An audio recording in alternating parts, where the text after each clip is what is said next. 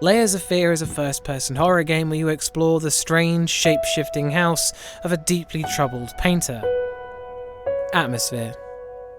As the game begins, the house is vaguely eerie and almost lulls you into a false sensation that the house you're exploring is just an ordinary house. The piano music expresses a vague sense of sadness and melancholy as you go from room to room, but the atmosphere changes immediately after interacting with the painting, like you've done something that can't be reversed.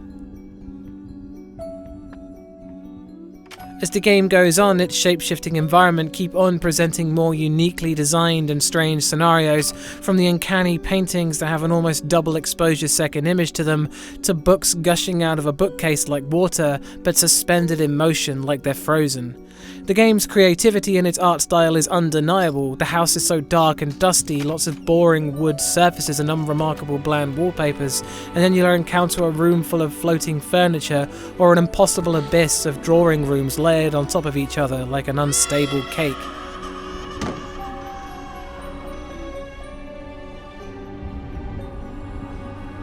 Problem is that the tension and suspense is almost covered up by the surreal and abstract beauty to the house. It keeps on trying to express its strangeness by presenting more and more bizarre scenarios, but its execution leads it to becoming more fascinating than it does creepy or unnerving. It feels though there should be a greater feeling of isolation as you explore the empty, derelict house, but the sheer number of scripted events seems to quell that feeling any time it starts to build. Its environmental set pieces dazzle more than they frighten. I've never personally been frightened by weird things that also don't have an edge of the sinister or unpleasant touch to them, and Layers of Fear seems to miss that part for me. That's no Harry Masons.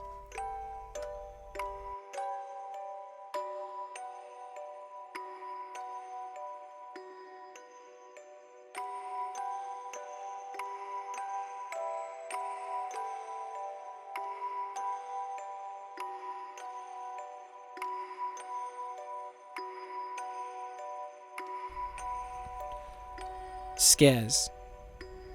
Layers of Fear is almost exclusively scripted events, from things like doors shutting and lights flickering, to elaborate nightmarish set pieces and in-your-face jump scares. It presents such a large array of them that the first time playing the game is extremely impressive, since it feels like something is always going on around you. Though the quality of the scripted events has a wide range and most of them leave no impact at all, but some of them are ingeniously crafted. I found most of the best ones have a level of misdirection, luring the player into doing something and then punishing them for their curiosity with a jump scare.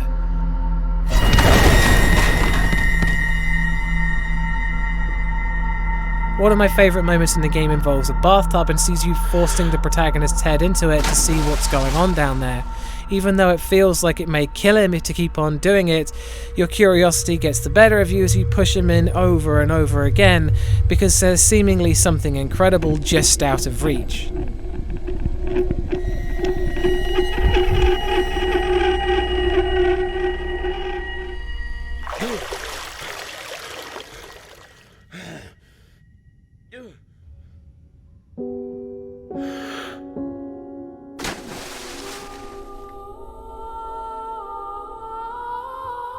The game does have an enemy that crops up now and then, and if you're caught by it, then you're forced into a jump scare before being respawned somewhere else.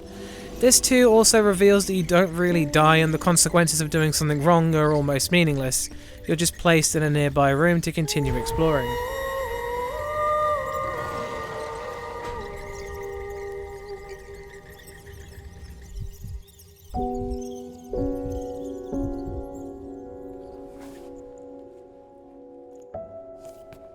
Layers of Fear's biggest set pieces are often so captivating that they fail to be frightening, but most of them still succeed in at least being creepy. The game is at its best when it's misleading the player or showing them nothing. Like the room you're locked in near the start, it feels like something is going to break in and get you, and it's more effective than other scares because it's unclear what's really going on outside. But for a large majority of the game, things fail to land. So many events are just fun to look at that they are often just not disturbing, creepy, or frightening at all. That's still no Harry Masons.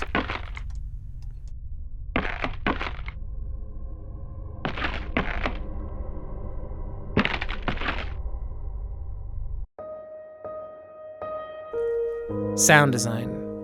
The game has a beautiful selection of dreamy piano pieces that convey emotions from sadness to mystery, and these are backed up by dark, dissonant ambient tracks that reinforce the same feelings. The game isn't very long and its music tracks are often very specifically used and work wonders for conveying the sadness in the empty house. The sound effects range from a torrent of whispering voices when you're in proximity to an item with a story attached to it, to the strange warbling cry of a child that comes across as demonic.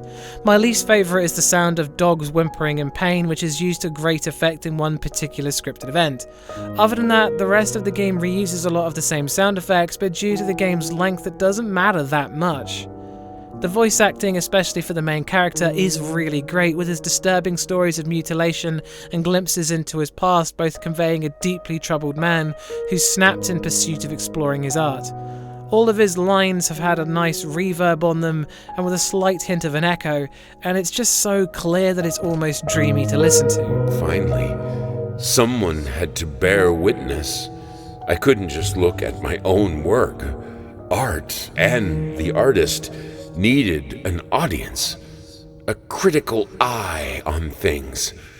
I knew what I had to do. I gouged it, scooped it up like ice cream, felt like a butcher, a monster, but at least there was to come something beautiful from all this filth. The directional audio and reverb are both pretty fantastic, even though reverb is barely a thing in the house with wooden floors and carpets. The sound design is, frankly, flawless. That's one Harry Mason.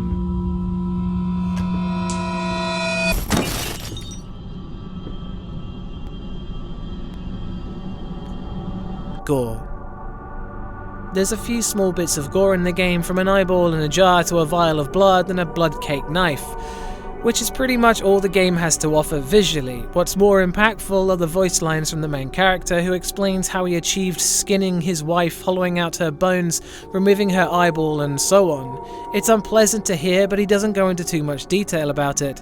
But he doesn't really need to, leaving the rest to our imaginations.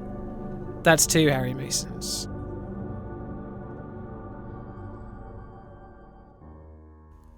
Story. The story follows a painter who's seemingly reliving his tortured past and his descent into madness as he strives to complete a painting of his wife. The game is split in half between optional items you can find throughout the game which reveal things about his family and himself, from correspondence letters from his lawyer that reveal that he's been saying unhinged things to hospital staff who are treating his wife, to his gory drawings of Red Riding Hood that he submitted to a newspaper to an unimpressed editor. There's lots of points where you can pick up different things from traumatic events in his family's life, but many are conveyed through things in the environment, trunks full of alcohol in the painting room to rats floating in the bathtub.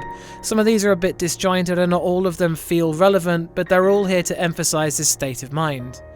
The main story is really told through the key items that he removed from his wife's body to make his painting. The story is unpleasant to say the least, and its endings depend on your choices throughout the game, but it feels like the better endings for the painter, the less he deserves them.